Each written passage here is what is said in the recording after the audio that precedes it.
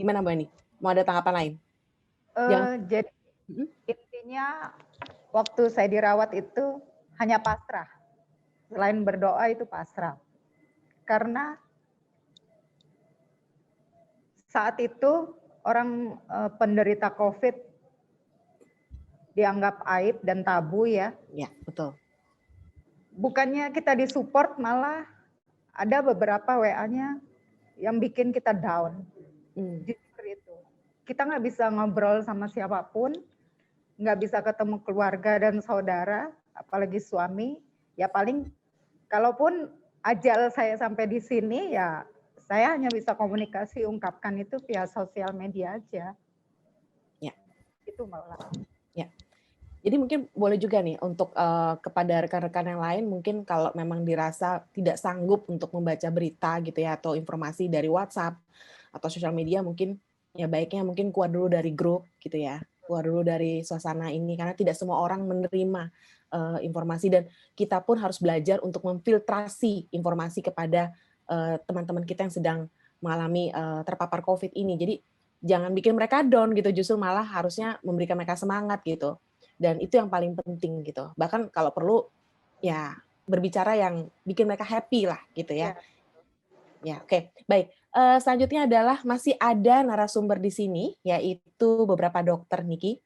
Nah, saya sudah siapkan pertanyaan nih kalau untuk dokter. Baik, di sini ada, sebentar saya lihat, Profesor Ketut Atnyana juga ada ya? Iya. Ya, Profesor Ketut Atnyana ya, Niki? Ya, Profesor? Ya. Iya, ini saya mau bertanya langsung nih kepada Profesor juga nih. Mungkin bisa dibantu ya.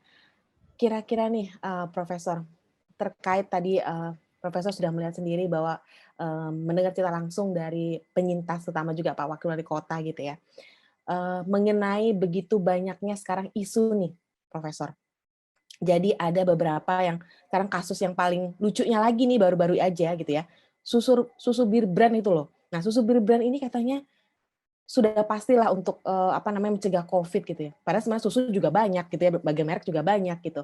Tapi menanggapi masalah ini ya, Profesor gitu ya, terkait mengenai COVID gitu ya, bagaimana caranya untuk bisa mensosialisasikan dengan benar kepada masyarakat gitu ya. Jadi jangan sampai mereka tuh terpengaruh dengan berita-berita yang belum tentu benar akurasinya gitu. Nah, dari pihak Profesor sendiri bagaimana menanggapinya? Oke, terima kasih Mbak Putu. Suara saya terdengar dengan baik? Terdengar sekali, Profesor. Oke. Ya, Om Swastiastu, salam sehat, salam sejahtera, Assalamualaikum warahmatullahi wabarakatuh. Terima kasih Putu Laura, Bapak Ibu yang saya hormati. Terima kasih atas undangannya untuk berbagi pada acara talk show kali ini. Saya senang sekali tadi mendengar paparan dari Bapak Wakil Wali Kota, Mas Tri, dan juga dari penyintas COVID-19 ini terkait dengan pengalaman-pengalaman beliau sudah merasakan bagaimana dinyatakan positif COVID-19, kan seperti itu. Nah, yang pertama benar sekali paparan dari Mas Tri tadi adalah virus itu mungkin bisa dikatakan ada sejak kehidupan itu ada, seperti itu. Ya, jadi virus itu ada di sekitar kita. Mau contoh yang lain, flu itu kan juga virus. Ada kan setiap saat. Saya yakin semuanya di sini sudah pernah mengalami flu kan. Ya, dan kemudian demam berdarah masih ada, hepatitis masih ada. Virus-virus yang lain masih banyak kan seperti itu. Ada yang menurut kita baik dalam terminologi kesehatan, ada yang kurang baik. Nah, kebetulan saja COVID-19 ini tingkat keganasannya atau bahasa kesehatannya virulensinya itu masih tinggi. Kenapa? Karena mungkin relatif baru. Kalau flu itu kan karena tubuh kita dan virus juga sudah beradaptasi, jadi kita bisa hidup secara berdampingan. Ya, kadang-kadang kita dibuat down sebentar, kadang-kadang kita tidak apa-apa. Contohnya kan sudah ada yang OTG, berarti itu memang virus dengan tubuhnya dapat beradaptasi, dalam artian orang menyebutnya sistem imunnya kuat. Ya, memang. Tapi artinya ketika virus itu masuk dalam tubuhnya tidak memberikan respon terlalu berlebihan. Ya, biasa-biasa saja. Itulah yang OTG. Nah, yang bergejala berarti tubuhnya memberikan respon yang berlebihan atau sistem imunnya lagi tidak fit atau optimal, kan demikian seperti itu.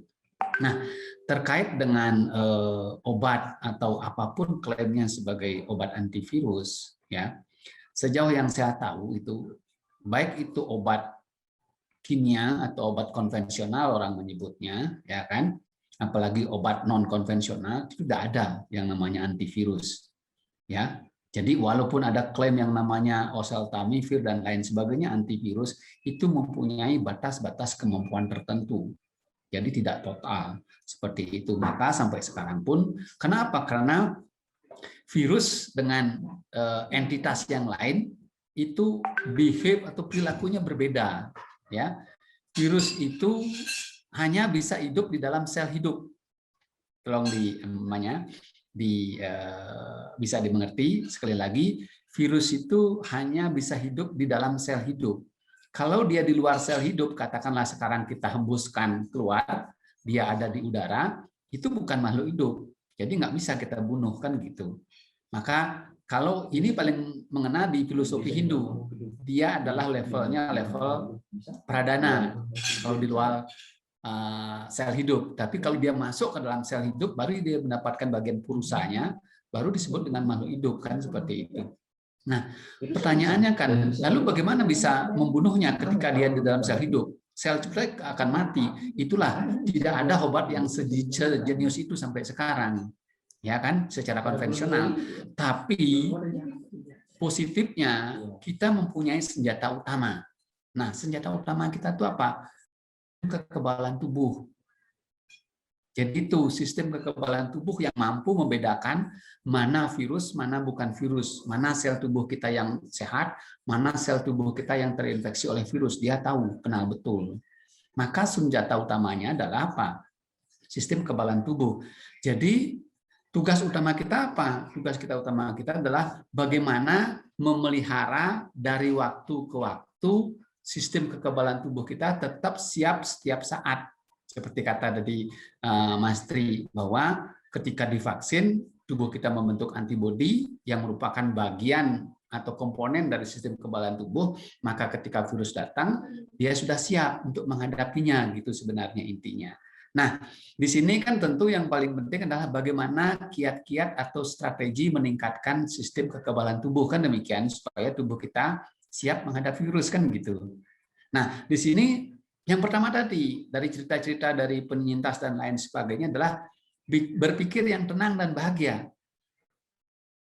Jadi hindari yang namanya hoax, yang meruntuhkan optimisme kita dan yang tidak perlu kita itu. Maka penting sekali yang namanya WWK, kita kan sudah punya itu ajarannya. Bisa membedakan mana yang baik untuk kita, mana yang tidak baik untuk kita. Ya sudah, dibuang, dilupakan. Ya, bila perlu seperti itu. Jadi berpikir yang baik. Karena apa? Karena dengan berpikir yang baik dan tenang itu akan meningkatkan hormon-hormon tertentu, termasuk sistem imun kita. Itu yang pertama. Ya, sedangkan kalau kita stres, justru mengeluarkan hormon-hormon yang justru menekan sistem imun kita. Namanya kortikosteroid, seperti itu hormon yang kita tahu kan. Itu yang pertama. Yang kedua, nutrisi. Nah, saya pun sekarang sedang memantau karyawan saya termasuk sopir saya yang sedang isoman karena dinyatakan positif. Jadi alhamdulillah syukur Asdungkara sudah isoman 10 dan 13 hari semuanya sudah dinyatakan negatif. Tapi saya pantau terus. Tapi ya kondisi saya suruh apa? Nutrisi sebisa mungkin walaupun memang salah satunya kan mual dan diare yang hebat. Nah, dia harus berpikir rasional. Bagaimanapun caranya, nutrisi harus masuk. Karena dari nutrisi lah bahan-bahan untuk membuat sistem imun, kan gitu. Makanan yang kita perlukan untuk sistem imun, kan seperti itu. Dan kemudian olahraga yang teratur. Bagi yang masih bisa olahraga, olahraga. Saya 4-5 kali seminggu olahraga. Hari ini saya sudah seminggu ini udah 5 kali. Jadi nggak usah yang berat-berat. Yang jogging biasa saja antara 45 menit sampai 60 menit. Cukup. Seperti itu. Yang penting teratur. Kenapa? Karena sebenarnya sistem kekebalan tubuh kita itu bukan seperti lampu Aladin, mata gosok, mata hilang kan seperti itu, bukan. Dia harus di-maintain atau dipelihara. Dipeliharanya dengan cara apa? Yaitu berpikir yang baik, positif, kemudian makan yang sehat dan bergizi, serta enak tentunya, olahraga yang teratur. Nah, obat-obatan untuk meningkatkan sistem imun itu hanya mempunyai batas-batas tertentu. Pada kondisi-kondisi tertentu saja. Coba dicari, mana obat konvensional yang bisa mengklaim dirinya sebagai meningkatkan sistem imun? Nggak ada. Maka kita bisa beralih ke herbal, ya, salah satunya. Jadi cuma batas-batas tertentu dengan catatan mesin produksi sistem imun kita itu masih berfungsi secara normal. Dengan cara apa? Dengan cara gaya hidup sehat. Itu sebenarnya menjadi catatan. Jadi ada klaim susu apapun itu bisa dikatakan sama sekali tidak benar. Untuk itu hanya membuat kita menjadi panik buying dan lain sebagainya. Itu yang kadang kasihannya saya. Maka penting sekali memberi edukasi yang tepat kepada masyarakat kita, bagaimana sebaiknya kita menyikapi kondisi seperti ini. Itu yang penting yang pertama. Nah, yang kedua, tadi ada pertanyaan dari Mbak Herni terkait dengan kenapa ada hasil swab antigen itu yang yang positif dan yang negatif, kan seperti itu, padahal orangnya sama, kan seperti itu ya. Nah, itu tidak aneh dalam dunia ilmu pengetahuan. Kenapa demikian? Karena saya sendiri juga merasakan langsung. Kebetulan sebulan yang lalu kami sekeluarga berencana pulang kembali karena ada satu upacara dan kami harus swab antigen semua untuk dinyatakan negatif baru boleh terbang kan gitu. Maka besoknya sebelum kami terbang, hari ini sore kami swab, kemudian saya negatif, istri saya negatif, anak 2 saya negatif. Nah, saya karena dengar 1 anak saya positif. Nah, saya nggak kaget kan seperti itu. Berarti kenapa 4 positif padahal saya selalu bersama-sama, 1 positif kan gitu, 4 negatif. Kemudian ya sudah, nggak usah panik, coba cari second opinion, pindah ke lab klinik yang lain kan gitu, seperti itu. Nah, pindah ke lab klinik yang lain ternyata dia negatif, hasilnya keluar. Makanya saya nggak aneh karena itu yang namanya spesifisitas dari suatu alat uji. Kespesifikannya seberapa persen? Nggak ada alat yang sampai sekarang standar kespesifikannya 100%. Artinya kalau 100%, tidak ada, kalau dia nyatakan positif, pasti positif. Kalau negatif, pasti negatif. Karena bukan 100% spesifisitasnya, maka ada peluang untuk tidak hasil yang berbeda. Kan kira-kira seperti itu. Jadi, maka kenapa? Karena saya yakin dia tidak merasakan gejala apa-apa, demam tidak, sehat walafiat, makan enak, dan yang penting kami sekeluarga itu negatif. Kan setiap hari kami bersama. Jadi itu yang menguatkan kami, ya sudah kami terbang, kami pantau terus, dan nggak ada apa-apa. Demikian kira-kira Kemudian 3 senjata kita yang lain apa? Adalah prokes. Ini menjadi penting. Jadi protokol kesehatan yang 5M, mau 7M, mau 10M, berapapun itu. Kenapa? Karena untuk mencegah kita terpapar.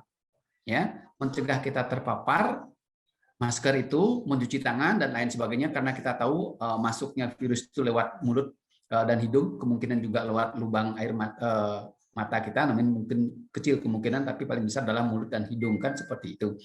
Dan kalaupun kita terpapar, karena sudah prokes tadi, viral load-nya sedikit.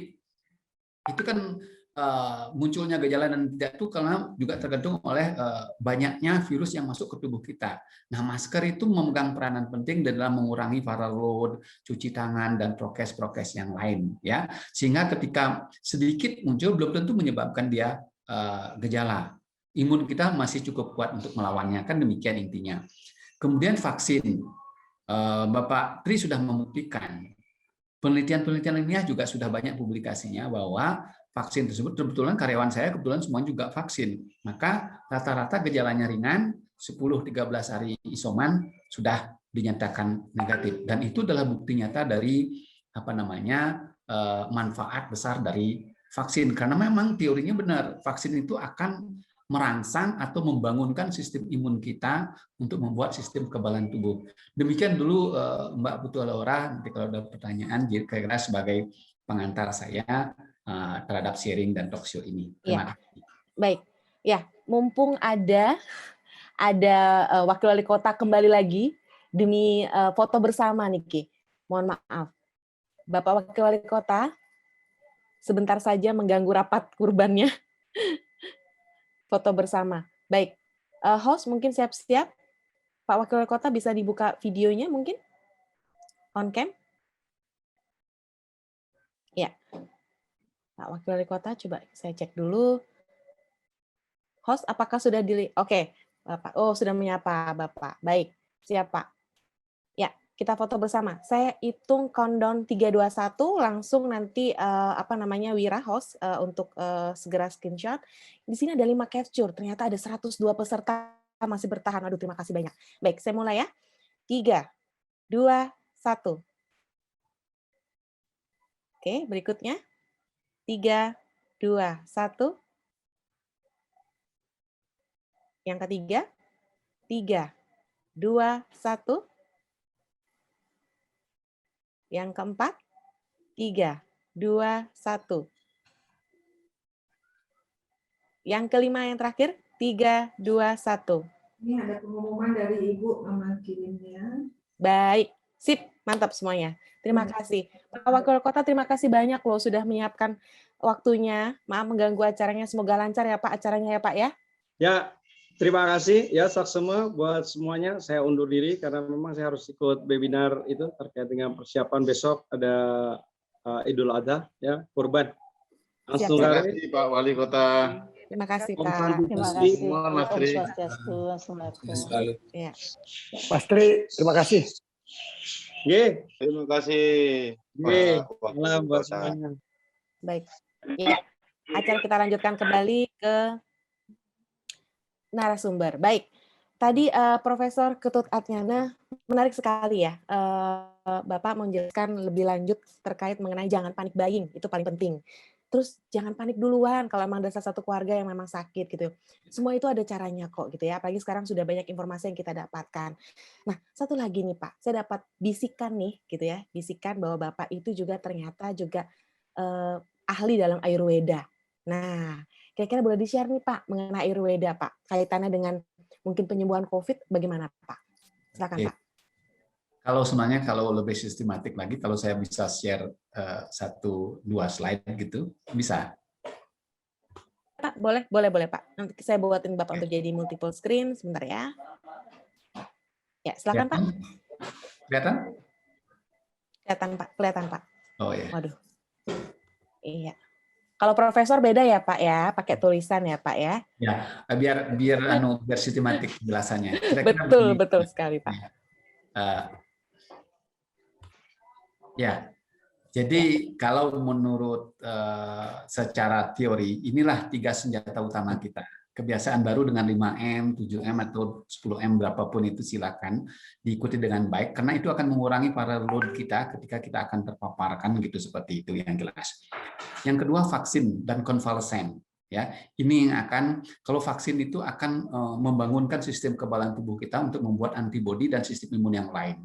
Maka dia siap akan melawan virus. Kalau konvalesen itu adalah plasma dari penyintas COVID yang masih mengandung antibodi.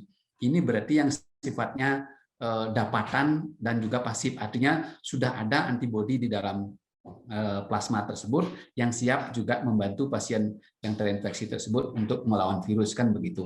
Nah, yang paling penting tadi adalah memperkuat sistem imun, tadi saya katakan, berpikir positif, pola makan yang sehat dan enak, olahraga dan istirahat yang cukup. Ini sudah kami buktikan dengan karyawan kami, kan seperti itu. Nah, terkait dengan Ayurveda, ini yang saya ambil.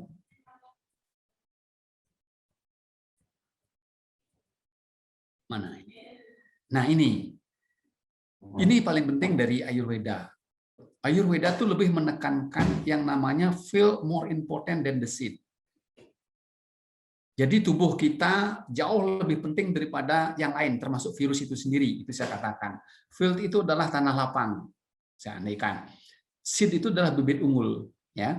Nah, tanah lapang ini, kalau misalnya tidak subur, maka sehebat apapun itu bibit unggul, tidak akan pernah tumbuh subur, kan demikian. Ya.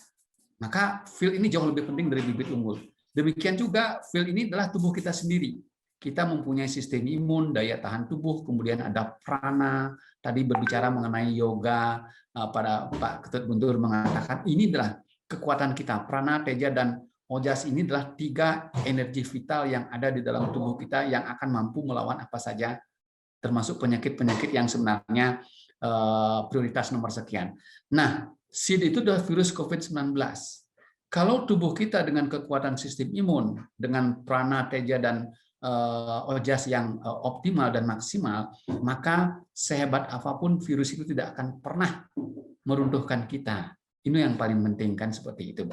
Nah, apa yang kita lakukan untuk meningkatkan prana dan teja dan ojas ini? Ya ini. Jadi 3 energi vital dari Tridosa yang menurut Ayurveda yang diperas dari yang namanya Panca Mahabhuta.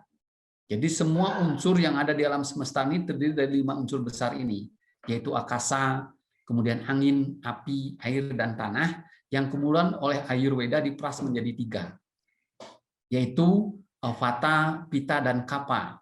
Dasar inilah Ayurveda menyehatkan umat manusia, kan seperti itu. Nah, esensi dari Vata, Pitta, dan Kapha ini adalah prana, teja, dan ojas. Ya Bapak Ibu, dan ini kalau kita lihat keseimbangan ketiga energi vital ini menghasilkan kesehatan fisik dan mental yang sempurna. Ya, kita tahu untuk prana ini adalah bentuk halus dari vata, maka kita dapatkan dengan apa? Latihan pernapasan yang kita punya formulanya itu yoga atau pranayama, kan seperti itu. Kemudian teja ini adalah salah satu yang paling kita rasakan panas tubuh kita. Kemudian sistem metabolisme atau sistem pencernaan. Karena ini di sini saya katakan lagi, sesehat apapun makanan yang kita makan, kalau sistem metabolisme kita, teja kita tidak bagus, maka dia tidak diolah menjadi makanan yang baik oleh tubuh kita. Bahkan bisa menjadi racun ekstrimnya. Jadi ini penting, perlu dijaga. Jadi silakan Bapak Ibu, maka appetizer itu menjadi penting. Jadi ketika kita makan utama, makanan apa yang akan bisa merangsang, contohnya paling mudah tuh air liur kita. Air liur kita menjadi meleleh, kita sudah siap dengan menu utama. Itu artinya apa? Teja kita sudah siap untuk mengkonsumsi makanan dan mengolah menjadi nutrisi yang dibutuhkan oleh tubuh kita. Ya, seperti itu. Maka meditasi, olahraga itu menjadi penting. Kalau saya habis olahraga, selera makan saya pasti bagus. Karena apa? Karena kekuatan teja saya sudah optimal, kan demikian. Nah, ojas ini yang menjadi kekuatan inti dari sistem kekebalan tubuh. Ya, yang membuat kekuatan mental kita, kemudian stabilitas, kemudian mental dan spiritual. Ini dari mana? Dari meditasi, makanan yang sehat, dan satwika. Ya, ini paling penting karena apa? Ini yang menjadi kekuatan dari prana dan teja. Seperti itu. Jadi ojas ini kalau kita salah gunakan, dia bisa menjadi kekuatan seks yang sangat hebat. Ya, tergantung kita mau mengarahkan kemana, ke atas apa ke bawah. Kira-kira demikian ini. Kalau ke bawah dia bisa menjadi kekuatan daya tahan dan kekuatan seksual. Ini akan menurunkan ojas kita, otomatis akan menurunkan sistem kekebalan tubuh kita. Sedangkan kalau ke atas, ini bisa menjadi kekuatan spiritual yang hebat, Bapak Ibu. Nah, tadi kalau Bu Rini berbagi mengenai kalau bisa japa itu mungkin, ini saya sampaikan. Nah ini, di dalam Ayurveda mengenal 3 terapi. Jadi ini, segala bentuk terapi dalam Ayurveda merupakan suatu kesatuan yang tidak dapat dipisahkan, holistik. Jadi kalau misalnya saudara kita sakit, atau istri kita sakit, atau suami kita sakit, jadi suami istri langsung ngaturang pejati di Kemulan atau di di Padmasana dan lain sebagainya. Itu kenapa? Ada yang namanya terapi spiritual. Ya, ini vaksin, prokes, olahraga itu adalah sebagian kecil dari proses terapi yang ada dalam Ayurveda, yaitu rasional. Ya, gaya hidup sehat, diet, prokes, herbal, obat konvensional hanya di sini satu bagian. Kemudian ada terapi psikologis. Yang tadi itu, bagaimana kita bisa menghilangkan infodemik itu yang tidak benar itu, hoax dan lain sebagainya. Inilah kekuatan pikiran kita, baik kekuatan mental untuk mempunyai yang namanya willpower untuk menyebut bahwa saya mampu. Ya. Dan kemudian spiritual ini adalah untuk meningkatkan atma sakti kita. apakah itu dengan melafalkan mantra, zikir, yadnya, kemudian mekaulan, mesesaudan, puasa, tirtayatra, penebusan dosa, ya, dan lain sebagainya. Ini jadi satu kesatuan. Ya, kalau ini maka kita secara holistik sudah melakukan terapi. Kira-kira demikian. Nah, satu lagi hal yang positif bahwa virus tersebut adalah self-limiting disease. Ya, kalau saya perhatikan di sini, ini. Jadi virus itu adalah self-limiting disease. Teorinya sudah mengatakan kalau pasien itu bisa bertahan sampai 10 atau 14 hari, maka dalam selanjutnya tubuh akan menyembuhkan dirinya sendiri, sebenarnya demikian. Ya, dan kemudian tadi Ibu Henny mengatakan sampai bertahan sebulan di rumah sakit. Ya, dugaan kuat saya karena apa? Karena beliau mempunyai komorbid. Jadi respon tubuhnya dalam recovery-nya itu rada memerlukan waktu. Saya kebetulan mengikuti kasusnya Cristiano Ronaldo ketika dinyatakan positif, dia membutuhkan 19 hari untuk dinyatakan negatif dengan PCR, seperti itu. Selevel Ronaldo pun memerlukan waktu 19 hari untuk dinyatakan negatif, kan dengan tubuh fisik yang prima seperti itu. Kira-kira demikian tambahan saya, Mbak Putu Laura, mudah-mudahan ada yang bermanfaat. Terima kasih. Baik, waduh sangat jelas sekali nih, Niki, Profesor. Tadi saya juga menangkap bahwa ternyata virus itu adalah self-limiting disease gitu ya. Ini maksudnya kita ini sebenarnya justru bisa menyembuhkan si virus itu gitu dari pemaparan tadi ya. Ya, itu udah uniknya. Artinya beda dengan bakteri, beda dengan jamur, beda dengan penyakit parasit. Ya, dia bukan self-limiting disease. Kalau virus, makanya saya katakan tadi, dia ketika di luar sel hidup, dia adalah entitas yang bukan makhluk hidup, maka nggak bisa dibunuh. Kalau bakteri di luar sel, dia bisa hidup sendiri, maka dia bisa dibunuh kan gitu. Maka ketika dia masuk, tubuh kita dengan sistem imunnya sudah mengenali ini sel yang sudah terkena virus harus dibunuh, dimatikan. Kita mempunyai program seperti itu dalam tubuh kita yang namanya apoptosis kalau dalam bahasa ilmiahnya. Ya, jadi udah tahu dia mana kalau sistem tubuh kita masih normal, terutama sistem imun. Dia tahu mana sel yang bagian dari tubuh kita yang normal, mana sel bagian tubuh kita yang sudah mengalami krisis. Krisis itu bisa karena infeksi, bisa karena polusi, bisa karena kecelakaan, bisa karena terlalu banyak merokok, dan lain sebagainya. Kira-kira demikian. Oke, baik, sangat jelas sekali. Ya, perlu diketahui mungkin para peserta sini juga mungkin baru mengenal beliau. Beliau ini adalah salah satu ahli farmakologi ya, benar ya, Profesor ya. Dan beliau juga ahli juga untuk Ayurveda. Nanti mungkin di sesi berikutnya kita akan undang beliau lagi nanti untuk masalah Ayurveda ini.